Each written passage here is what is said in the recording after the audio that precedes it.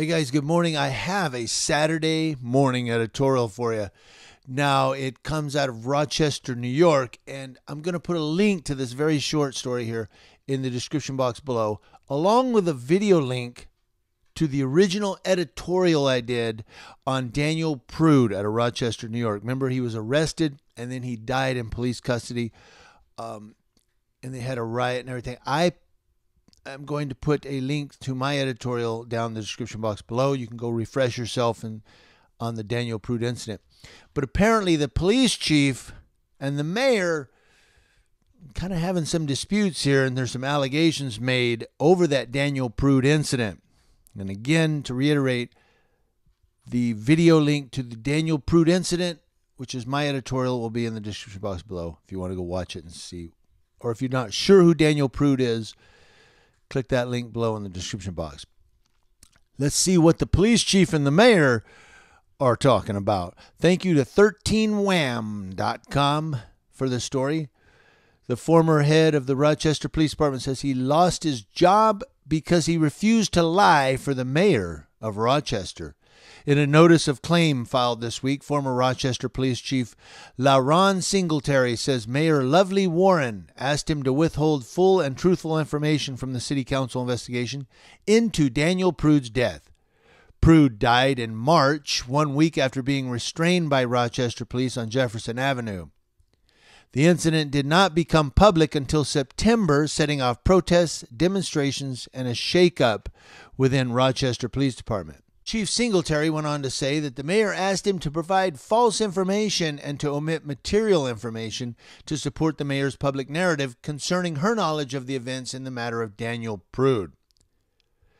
Chief Singletary said, quote, "I repeatedly refused to lie for Mayor Lovely Warren." Chief Singletary claims other city officials, whom he did not name, also pressured him to support the mayor's version of events.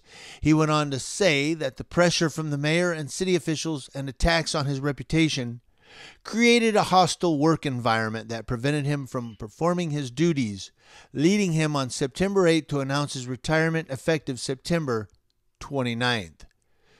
Without notice to him, Singletary said he was informed during a press conference on September 14th that the mayor had announced to the public that today is Chief Singletary's last day. Chief Singletary says it was a retaliatory move because he wouldn't, quote, "parrot Mayor Warren's false narrative during my anticipated testimony during City Council's investigation." On December 16th, Andrew Chelly Jr., Special Investigator for City Council, filed a petition to compel Singletary to comply with the City Council subpoena with which he was served. The entire document is available here. It's in a link. If you go to the story in the description box below, within that story, there's a link that says here. You click that. It'll take you to the subpoena. On Tuesday, the city's Office of Public Integrity found no evidence that any city employee violated any policies or ethical standards. Did you hear that? The city's Office of Public Integrity. We investigated our own. City spokeswoman Bridget Birch White released a statement in response to Singletary's notice of claim. The city administration continues to fully comply with the ongoing review by City Council into the death of Daniel Prude, as it did with the Office of Public Integrity investigation that found no wrongdoing. As for the notice of claim, it confirms that fact that Mayor Warren was never shown the body-worn camera footage of the incident by former Chief Singletary. It also confirms that Mayor Lovely Warren first saw the video on August 4th when it was provided by Corporation Counsel, a fact that Mr. Singletary refused to acknowledge until now. The city will fully defend taxpayers against this frivolous suit. There's a little bit of discrepancy going on here, and city spokeswoman Bridget Birch White says that Chief Singletary allegedly never showed the body-worn camera footage of the incident to the mayor. But yeah, the chief is saying, well, the mayor is telling him, here's a narrative, you have to testify as to my narrative. So I don't know. Does she not know what's going on and basically thought he was making stuff up? Is he making stuff up? Is he telling the truth and the city wants to avoid lawsuit because of the death of Daniel Prude?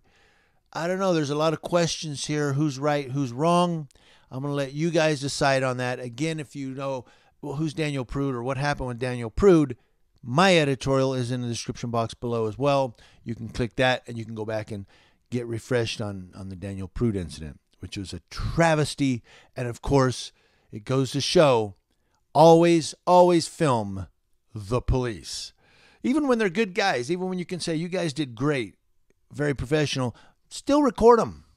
Because there's going to be that, sometimes there's that one cop that just had a bad day and loses it and does what he shouldn't. And if somebody dies, they go, okay, we got to get a narrative. Well, we can't get a narrative. Jimmy's over here filming.